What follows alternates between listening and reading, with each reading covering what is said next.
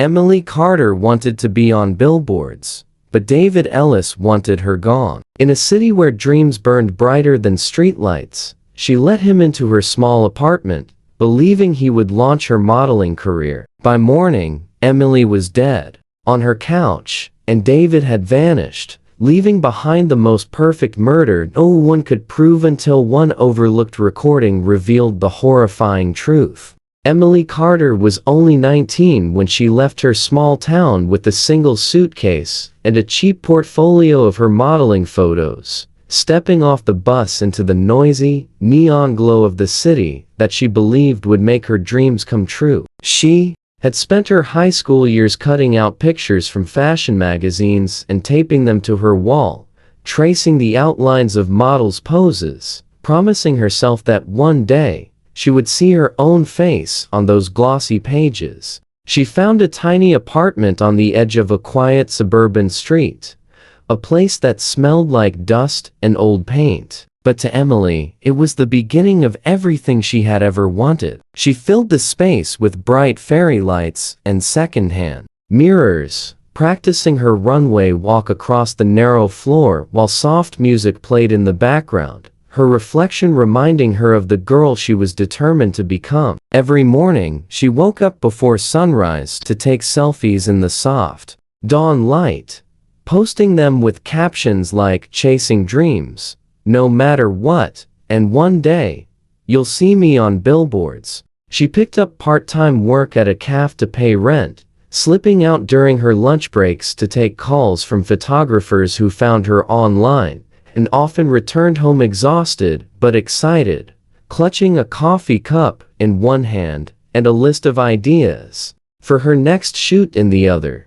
Emily carefully locked her door each night, checking the windows twice before brushing her long hair in front of the cracked mirror, whispering affirmations she found on social media. She never allowed fear to take root in her heart, even when the city felt too big or the nights too long, even when some messages from strangers felt odd, with promises of fast fame in exchange for late-night meetings. She told her mother she was safe, sending cheerful voice messages and photos of sunsets from her window, assuring her that everything was fine. To Emily, the world was a place to be conquered, a place where dreams could become reality if she kept trying, even if she only had instant noodles for dinner and the soft hum of the fridge as her nightly company. She didn't notice that sometimes the same car parked across the street stayed longer than the others, or that someone's gaze followed her as she walked to the bus stop in the early morning, phone in hand, studying her angles for the next shoot. She was filled with hope, a quiet determination in her eyes that refused to dim, even when casting calls ended with disappointment or photographers canceled at the last minute. She believed she was close, that with just one good break, her life would change forever, and all the lonely nights in that small apartment would be worth it. She didn't know that her posts, her routines, and even the bright fairy lights in her window were being watched carefully, noted down with patient precision by someone she had never truly noticed. Emily thought the world was opening up to her, unaware that someone else was closing in, waiting, quietly observing, as she danced. Alone in front of her mirror, a girl chasing a dream in a world that was much darker than she ever believed. It was a bright Saturday morning, the kind that made the small neighborhood feel alive with the sounds of sprinklers, children playing, and neighbors sweeping their driveways under the golden light. The air smelled of cut grass and warm concrete. A peaceful day that seemed to promise nothing but ordinary moments. In the middle of this calm, the apartment manager noticed that Emily Carter's door was slightly ajar when he walked past to collect the morning mail. It was unusual because Emily was careful, always polite, always locking her door, even when she stepped out to check the mailbox. The thin white curtains moved with the breeze, letting in the sunlight that painted the small living room in soft, clean colors. The manager knocked gently, calling her name once, twice, waiting for her familiar cheerful voice to respond, but there was only silence, the soft hum of the refrigerator, and the distant sound of a barking dog outside. Inside, the apartment was still, almost staged, with her makeup brushes neatly arranged on a chipped vanity, and a single coffee cup resting on the counter as if waiting for her to return. Emily was on the couch, her head tilted slightly as if she had fallen asleep, while watching the soft flicker of the small TV across from her. She was wearing the same floral dress she had shown in her last selfie, posted the previous night, the one where she had smiled into the mirror, her hair falling softly around her face, her caption reading, "Big dreams tomorrow, wish me luck." But on the couch, her eyes were closed, her skin pale in the morning light, and her phone lay on the floor beside her hand. The screen cracked with a spider web of lines that seemed to catch the sunlight as if it were broken glass. The last photo she took was still open on the screen, her reflection captured with a soft smile, eyes bright, frozen in a moment that now felt so distant from the silence that filled the apartment. There was no sign of a struggle, no overturned furniture, no shattered glass, no drawers pulled open as if someone had been searching for something. Her small handbag lay on the floor next to the couch, unzipped but untouched, with cash, her ID, and a small notebook inside. Her laptop was on the table, still open to her emails, and half-written captions for the posts she planned to share after her next shoot. The police arrived quietly, stepping carefully around the room, taking photos of every angle, marking positions of objects that seemed ordinary, but now held the weight of a moment where something went horribly wrong. Neighbors gathered outside, whispering in low voices, some holding cups of coffee, others holding their children's hands as they tried to peek past the yellow tape. They talked about Emily, the girl with the hopeful smile who was always polite, who had once shared cupcakes with the neighbor's daughter on her birthday, who they saw walking with her phone in hand, practicing poses when she thought no one was looking. The world outside moved on that morning, with cars driving past, birds landing on fences, and the sun climbing higher in the sky. But inside that small apartment, everything was frozen around the still figure on the couch. The apartment that had once been a place of dreams, filled with quiet determination and soft laughter as Emily planned for a future she believed was so close, now felt like a quiet, heavy tomb where her dreams ended quietly. The police could not find any sign of who had entered, how they had come and gone, without a sound, leaving the scene untouched, leaving behind nothing but the perfect silence of a room where a young woman's dreams died without a single scream heard by the world outside. At first, Emily's death was a mystery wrapped in silence, a puzzle that made no sense to the detectives assigned to her case. Her apartment was too clean, too undisturbed, and her body showed no clear signs of violence, making it difficult to determine how her life had ended so quietly on that couch. The medical examiner's report stated there was no trace of forced injury, no defensive wounds on her hands, no bruises that suggested a struggle, only a faint redness around her lips that hinted at something the examiner could not yet name with certainty. The lack of chaos in her final moments confused everyone who looked into her case, creating a haunting image of a young woman who simply went to sleep on her couch and never woke up, her dreams frozen in that last smile she wore in her final photo. Detectives started with the small details, the things that seemed too ordinary to matter, but often carried the most weight in a case like this. Her phone history showed she had been active until late the previous night, sharing her usual selfies, liking posts about photography, and responding to comments on her recent shoot.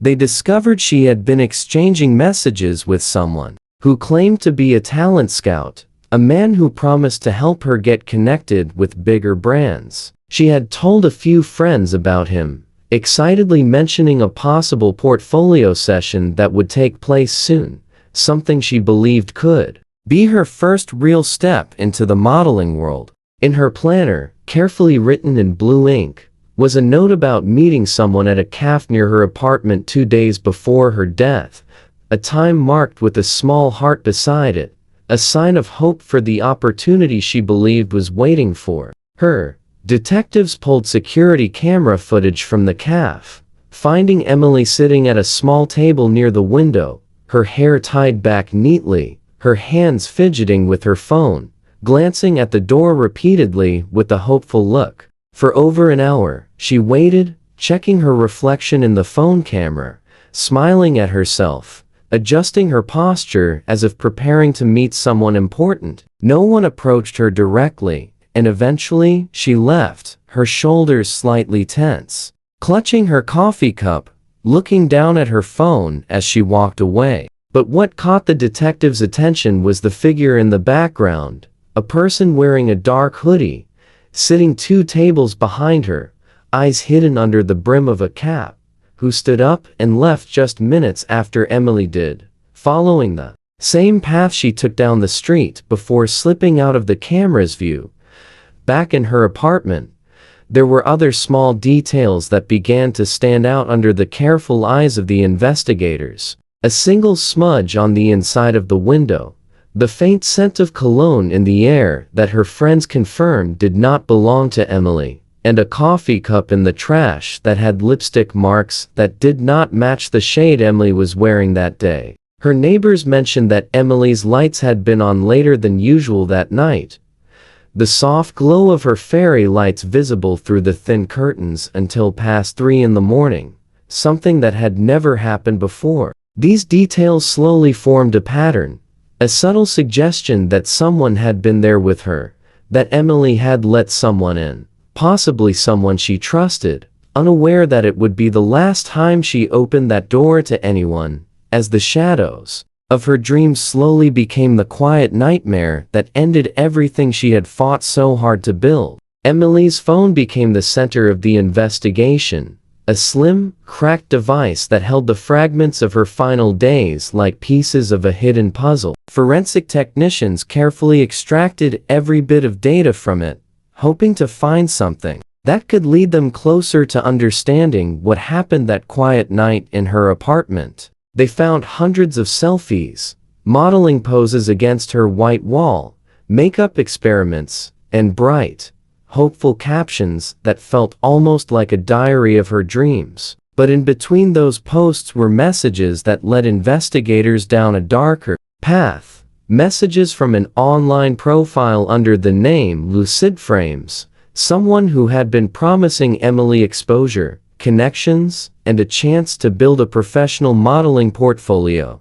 The conversation started out normal, with the user complimenting Emily's photos and asking about her goals. But as days passed, the messages became more personal, asking about her daily routines, what times she was home, and when she was available for a private shoot, to test her comfort in front of the camera. Emily's replies were polite and cautious, but she was clearly interested in the opportunity, often expressing her excitement about getting discovered, mentioning how badly she wanted to help her mother by earning her own living. There was a message sent the night before her death, a time and date set for a meeting that was supposed to happen in her apartment because studio bookings were too expensive for a test session. Emily had agreed, mentioning that she would prepare her outfits and lighting, hoping to make a good impression for the so-called talent scout, who promised to change her life. Alongside these conversations, investigators found a hidden folder in Emily's cloud backups, containing screenshots of parts of the conversation that Emily had labeled, "just in case." The last screenshot was of a message from Lucid Frames, asking her to not tell anyone about the meeting because it would make the deal more complicated. Emily's hesitation was clear in her final replies, her words short and uncertain. But she never told any friends about the location of the meeting, leaving her family and the police with only these digital crumbs to follow. Further digging into the profile led to dead ends. The account had been created with a fake email address, routed through multiple servers to hide its origin, and the payment details used for its minimal ad promotions were linked to stolen identities. There was nothing to trace back to a real person, just a hollow online ghost that had slipped into Emily's life with promises of fame. However, another clue surfaced when investigators managed to restore partial data from a corrupted section of her phone, revealing a voice note Emily had recorded the night before her death. In it, her voice was soft, but held a slight tremor as she talked about feeling watched, mentioning a car parked outside her building for several nights in a row. The same car appearing near the cafe where she waited days earlier. Emily's social media showed that she had gone live that evening, her last live stream showing her talking about big news coming soon. But near the end of the video, her eyes flickered toward the door as if she heard something, her smile faltering for a split second before she laughed it off and ended the stream. Police later discovered that the building's CCTV system had been tampered with, the footage from that night missing, replaced with hours of blank video. It was clear to investigators that whoever came to Emily's apartment that night had planned it, erasing evidence with precise skill, leaving behind a scene so clean that it appeared as if she had simply fallen asleep, her dreams forever silenced by someone who knew exactly what they were doing. Months passed, and Emily's case turned into one of those quiet stories that faded into the background, replaced by new tragedies in the city. Her mother kept calling the detectives every week, leaving gentle, pleading voicemails asking for updates, each one filled with the hope that slowly cracked under the weight of silence. The neighbors who once spoke of Emily's bright smile and polite greetings stopped mentioning her name. The fairy lights in her window long gone, the apartment rented to someone else who didn't know that it had once been filled with a young woman's laughter and dreams. Online, Emily's last photos turned into ghostly reminders of her unfinished story, with comments from strangers saying rest in peace, while others speculated, creating theories about what happened to her in that small apartment. Detectives continued to review the data collected, revisiting the hidden conversations with lucid frames, trying to find any slip that could connect the profile to a real person. Every trace led back to dead accounts and burned devices, but then, during a system update, a traffic camera backup from a nearby street was restored, revealing a brief, clear glimpse of a dark-colored car parked outside Emily's building the night she died. The license plate was visible, leading investigators to a man named David Ellis, a freelance photographer who lived in the same city, known for taking low-budget portfolio photos for aspiring models. His social media was filled with scenic shots and vague motivational posts about following dreams and chasing your passion, painting the picture of a harmless artist. When police questioned him, David was calm, almost too calm, explaining that he never met Emily in person, only interacted with her online, offering advice like he did with many young models who reached out to him. He claimed he didn't remember details about Emily and suggested that the car might have been there because he often visited friends in that neighborhood. His alibi was thin, but not enough to arrest him, so the detectives turned their focus to finding hard evidence. They obtained a search warrant for his storage unit, a small space rented under a different name, where he kept old camera equipment and props for his shoots. Inside, among dusty boxes and broken lights, they found a camera bag with Emily's missing memory card carefully hidden in a zipped pocket, along with a small container of an unmarked substance that would later test positive for a fast-acting sedative. On the recovered memory card, the final moments of Emily's life were found, a recording she unknowingly made while testing her lighting setup, the camera left rolling in the corner of the room. In the video, Emily opened the door with a hopeful smile, letting David inside, her voice cheerful as she offered him water, excitedly talking about the photo shoot. He adjusted the lights, moving her around the small space as she laughed, unaware of the moment he slipped something into her drink while adjusting her hair for the perfect lighting. Minutes later, Emily's movement slowed, her smile fading as she sank into the couch, her eyes fluttering while David stood over her, calmly checking her pulse, his face without emotion as he positioned her body to look like she had simply fallen asleep. David was arrested, and the city that once ignored Emily's story now saw her name in headlines. The girl who dreamed of modeling and was found dead on her couch, her life stolen by someone who turned her trust into the perfect opportunity to commit a murder that almost went unsolved. The apartment where Emily once believed her future would begin had become the place where it ended, her story serving as a quiet, tragic reminder of the darkness that sometimes hides behind a promise of dreams.